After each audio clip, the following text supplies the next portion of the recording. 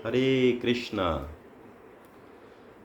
दासों के दास राधा कांत गिरधारी दास बहुत बहुत धन्यवाद देते हैं महाप्रभु का, जिन्होंने हमें आज का दिन और दिया अपनी सेवा करने का।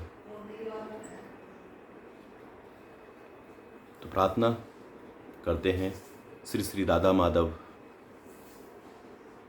अष्ट सखी, पंच तत्व, विघ्न विनाशक श्री लक्ष्मी नरसिंह भगवान, कृष्ण कृपा मूर्ति ऐसी भक्ति वेदांत शिला प्रभुपाद, परम पूज्य गुरु महाराज गोपाल कृष्ण गोस्वामी गुरु महाराज के चरणों में समस्त वैष्णव जन गुरु परंपरा की कृपा से आज की जो हमारी सेवा है कि भगवान आपने हमें एक दिन और दिया अपनी सेवा करने का, तो यही हमारा नित्य भगवान के लिए धन्यवाद है। तो आप सब लोग भी भगवान को उठते ही सबसे पहले धन्यवाद देना चाहिए हम सब लोगों को कि भगवान आपने हमें एक दिन और दिया, अपनी सेवा करने का मौका दिया। तो नित्य जो हमारी चर्चा है, नित्य यही कोई भी कर्म करना है आपको तो नित्य करिए, तो उसका निश्चित ही आपको फल मिलेगा। एक दिन करते हैं दूसरे दिन छूट जाता है, एक दिन करते हैं दूसरे दिन छूट जाता है, तो कहीं ना कहीं हम लापरवाही कर रहे हैं। तो जैसे कि आप भोजन नित्य करते हैं, आपको जो भूख लग रही है वो भगवान कृष्ण ही आपको भूख लगवा रहे हैं। तो इसलिए हमारा सभी भक्तों से यही हाथ जोड़कर निवेदन है, यही प्रार्थना रहती है कि कोई भी कर्म करें, कृष्ण भावना भावित कर्म करें तो नित्य करें। आप उसको देखिए, फिर उसके जीवन में आपके अंदर परिवर्तन आएगा या नहीं आएगा। तो मैं सभी भक्तों से यही चरणों में प्रार्थना करता हूँ कि आप कम से कम अगर 15 मिनट देना चाहते हैं, पूरे दिन में हम लोग ये चाहते हैं कि कम से कम अभी आप स्टार्टिंग है 15 मिनट देना स्टार्ट कीजिए और हमसे निवेदन करने का प्रयास कीजिए। हम आपको भगवान की कृपा से ऐसा मार्ग अपना देंगे, आप खुद कह देंगे प्रभु जी अब आनंद की अनुभूति होने लगी है। तो आपसे केवल 15 मिनट चाहते हैं। जो लोग भक्त चाहते हैं कि प्रभु जी मैं बहुत ज़्यादा डिप्रेशन में हूँ, मैं बहुत ज़्यादा परेशान हूँ, तो मुझे आपसे कुछ नहीं, केवल 24 घंटे में अगर आप 15 मिनट दे चाहें तो मुझे केवल 15 मिनट चाहिए। तो आप 15 मिनट दीजिए और निश्चित ही केवल 15 दिन का हमारा एक कोर्स है, आप उस कोर्स को अटेंड करें तो आपको जो सेवा बताई जाएगी डेडिकेशन के साथ आप उसको सेवा को करें। फिर निश्चित देखिए अपने खुद आपके अंदर परिवर्तन खुद महसूस होगा कि हाँ प्रभु जी उसकी अनुभूति हो रही है। तो आज की हमारी जो चर्चा है भगवत गीता पर थोड़ा सा हमारी चर्चा है कि भगवत गीता के हमारा जो गीता अध्ययन के दौरान एक श्लोक से प्राप्त कुछ अनुभूतियाँ, यानी कि क्या है सबसे इम्पोर्टेंट, जितने बार हम भगवत गीता को पढ़ेंगे उसका सार कुछ अलग ही आपको सुनने में। जितने बार आप पढ़ेंगे, एक बार पढ़ेंगे समझ में, अगली बार उसको ही पढ़ेंगे तो और उसका अलग अर्थ निकल के आएगा, तीसरी बार पढ़ेंगे उसका और अलग अर्थ निकल के आएगा। तो उस पर हमारी थोड़ी सी चर्चा आज हम लोग करेंगे। तो अपने अध्ययन के दौरान कुछ अद्भुत बात पढ़कर मैं आश्चर्यचकित रह गया। मैंने मन में भक्ति वेदांत शिला प्रभुपाद के ये वचन गूंज उठे। भगवत गीता तथा श्रीमद् भागवतम को हजारों बार पढ़ने के बाद भी हर बार इसके नवीन अर्थ एवं पहलुओं का आस्वादन करते हैं।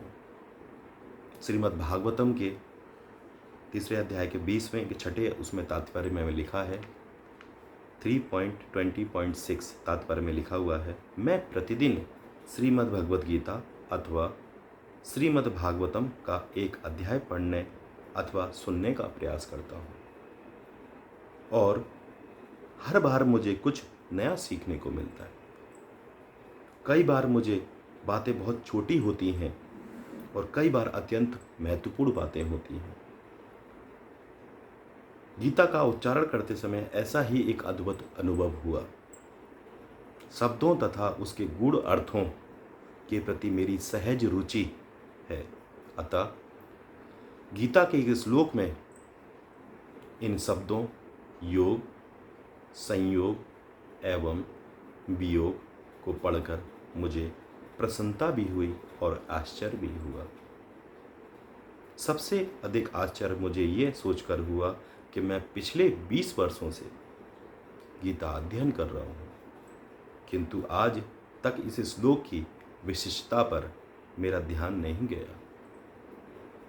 यह है श्रीमद् भगवत गीता के छठे अध्याय का 23वां श्लोक।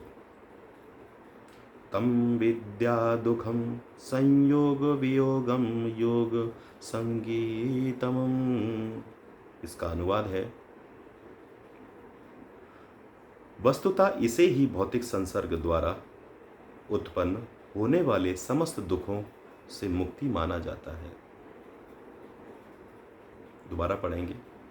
वस्तुतः इसे ही भौतिक संसर्ग द्वारा उत्पन्न होने वाले समस्त दुखों से मुक्ति माना जाता है।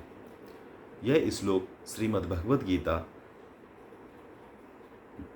के इन 4 श्लोक के अंतिम श्लोक का दूसरा अंश है, जिसमें एक सिद्ध योगी की अनुभूति का वर्णन किया गया है। यह असीम दिव्य सुख में स्थित होता है। वह कभी भीषण विपदाओं से भी विचलित नहीं होता।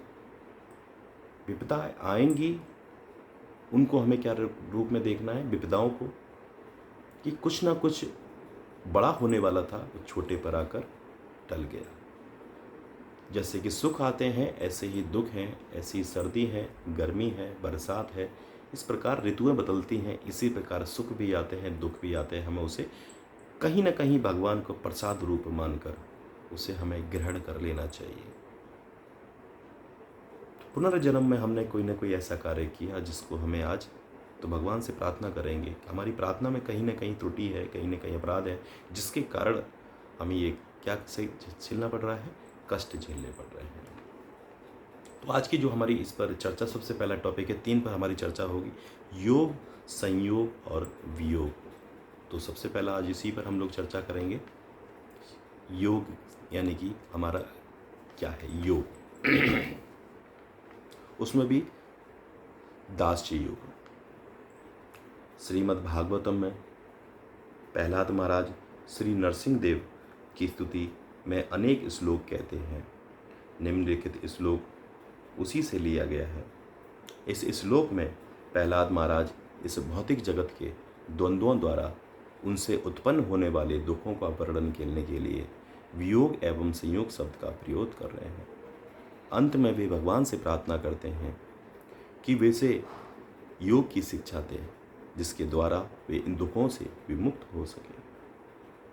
प्रहलाद महाराज इसे दास्य योग कहते हैं और श्रील प्रभुपाद इसका अनुवाद सेवा के कार्य के रूप में करते हैं। यस्यामिति प्रिय वियोग संयोग जन्म शोक घृणा सकल योनिषु दममानं दुःखोषधं तदपि दुःखमत दियायं भूमन ब्रह्माहि वद में तब दास्य योगम। हे भगवान, प्रिय परिस्थितियों के संपर्क से तथा अप्रिय परिस्थितियों के वियोग से व्यक्ति को स्वर्ग अथवा नरक लोकों में अतृय दंडनीय अवस्था प्राप्त होती है। वह शोकाग्नि में दहकने के समान है।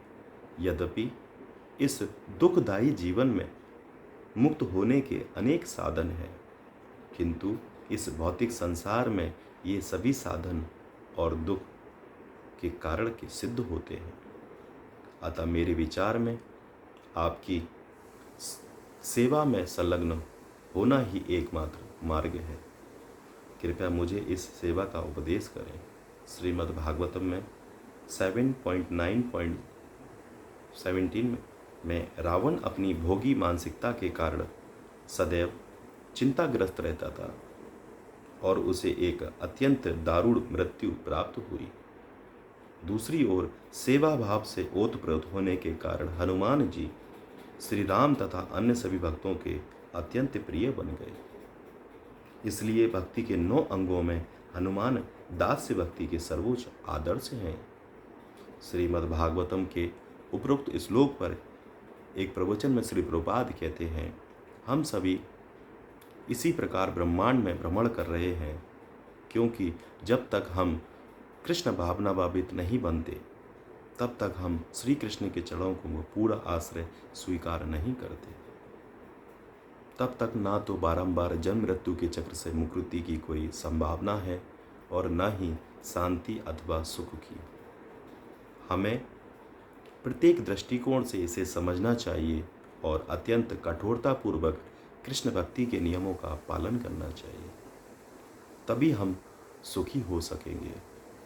अतः प्रहलाद महाराज ने नरसिंह देव से प्रार्थना की कि मैं जन्म जन्मांतर से सुख एवं दुख शांति प्राप्त करने का प्रयास कर रहा हूँ।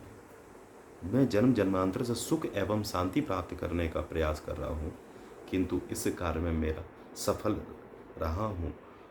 तब से तब दास योगम, अब मुझे पूरा विश्वास हो गया कि आपका दास बने बने एक कष्टदायक संसार से शांति एवं समृद्धि की कोई संभावना नहीं है।